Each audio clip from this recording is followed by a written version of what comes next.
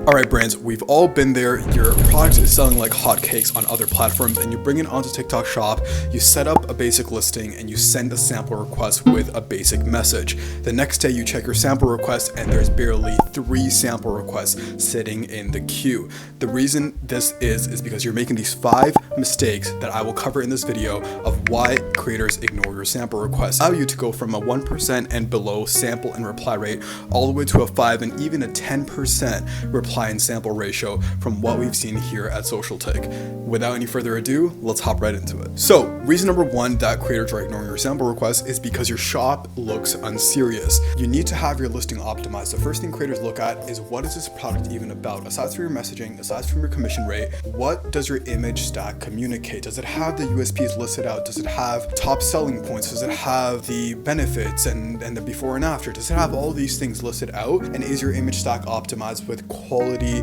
listing images? If it's not, that is going to be step number 1 as to how to optimize your listing. Now, the second thing here is you need to make sure that you have reviews, right? A lot of new shops will come on and they have 0 reviews and they wonder why creators don't reply. It's because they don't even know if the product works or not. Now, the second thing they'll look for is your Amazon reviews, right? So make sure that is optimized as well. You want to be sitting at a 2-star rating because that is horrific and they don't want to tank their account, right? Their reputation also matters. You got to care about the creators.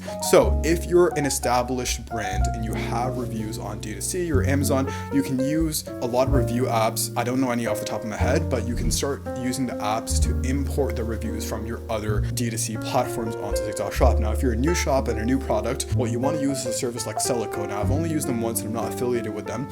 However, what Celico allows you to do is you can actually make a buying rhythm with other buyers that they pay and they get a bunch of reviews poured into your platform, and now you have about 20, 30, 40, 50 reviews that you can use as social proof when actually pitching to these creators. Reason number 2 is your commission rate sucks. A lot of brands will get on the platform and they will pitch a 10% commission rate or sometimes even a 13, 15% commission rate. You guys need to aim for volume. Over time, you can decrease the sample commission rate as you make more sales and you renegotiate contracts with creators.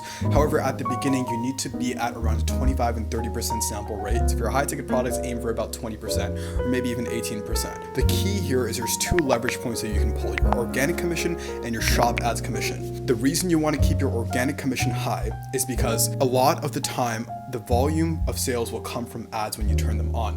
So what you can do is you can set the shop ads commission at around, let's say, a 15%, and you can set your organic commission at a 30%. When you turn shop ads on, you're going to be getting majority of the sales from a 15% commission. So it protects your margins and it's leverage and it's a win-win for the creators and the brands. So please be more generous with your commission. The goal here is to get volume of videos in. So the third reason your creators are ignoring your sample requests is because your messaging sucks. Now, there's a couple reasons that it sucks. First reason is you have boring messaging, right? So how you want to structure your messaging, and I'll throw up an example here on screen, but you want to lead with a question, right? Kind of a fun hook, like, hey, are you ready to stop losing focus midday with this gum, right? I'm just using a random product, but you guys get the point. You want to have the first line as a question and a hook. Keep it fun, right? TikTok is a fun platform. So lead with a question, lead with a fun hook, and then the second kind of paragraph in your messaging should be explaining the USPs, right? So let's say I am advertising this gum. It would lead with a question of, hey, are you ready to stop crashing midday, right? Then the USPs would be like, finally a gum that has L-theanine, has a slow buildup of energy, and doesn't make you crash, right? Use the USPs. Now, this is a horrible example, but it's on the go, right? And then the last line has to be something fun that gets them excited about the commission and the money aspect of it, right? At the end of the day, creators are salespeople, so you want to actually dangle the carrot of what they can make, right? Now, you can either use this through social proof if you already have affiliates that are making a certain amount, or you can dangle them the carrot of, hey, you know, put a dollar amount in front of their face and be like, hey, like, are you ready to start making $25, $30 per sale? Now, I know that sounds bizarre, but I'm using it as an example for this video. You get the point. Another aspect of this is actually the formation of your DM message, but I'll cover that in another video and I'll go into scripting specifically and I'll give you guys more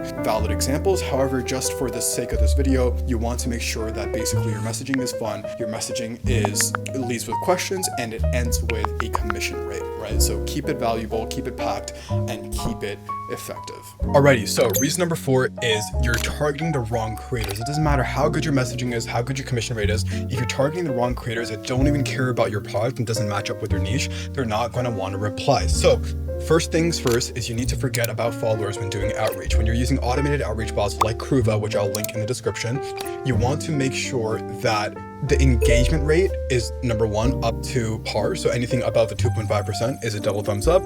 And then additionally is you want to make sure that your post rate is also up to par. So anything above a 60% increases the likelihood that your sample isn't just burning money and it actually gets a post out of it.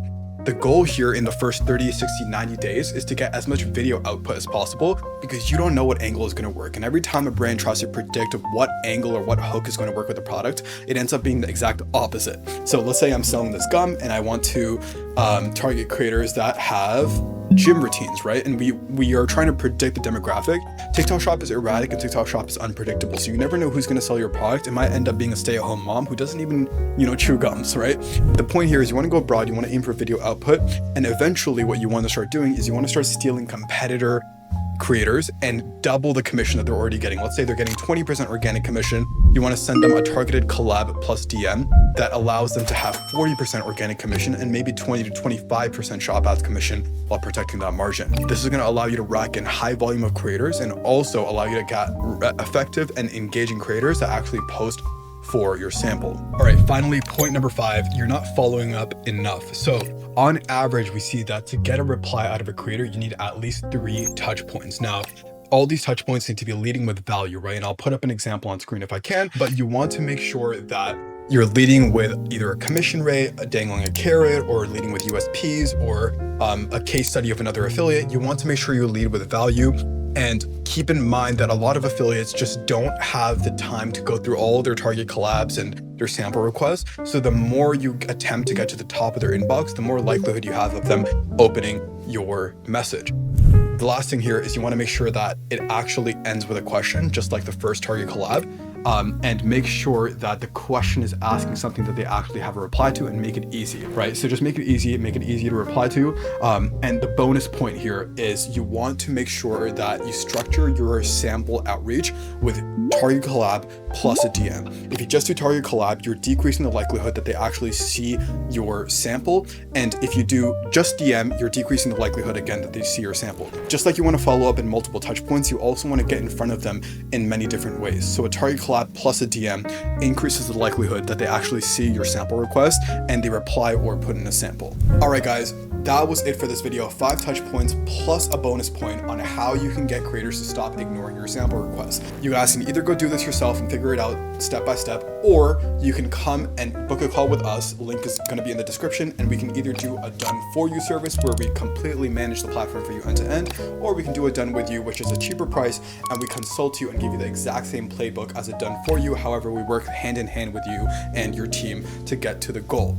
That's it for this video. Please make sure to like and subscribe if you haven't already, and turn on notifications because I will be uploading multiple times a week. That's it for this video, and I'll see you guys in the next one. Peace.